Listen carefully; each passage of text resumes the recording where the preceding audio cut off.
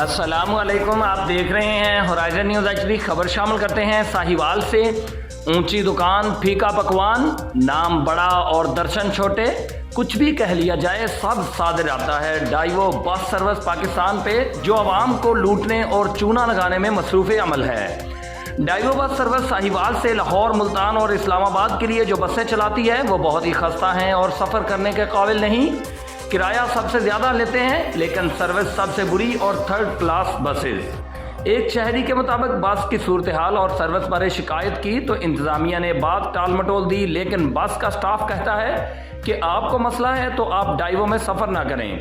RTO Sahiwal और हुक्काम बड़ा इस बस सर्विस के खिलाफ सख्त नोटिस लें ताकि साहिवाल की आवाम को बेहतर सफरी सहूलियत फराहम की जा सके, या साहिवाल से डाइवो का टर्मिनल ही बंद किया जाए ताकि साहिवाल की आवाम मजीद धोखाधड़ी और लुटने से बच जाएं। रिपोर्ट महबूब चौधरी, सरपरस्त आला, होराइजन न्यूज़ एचडी।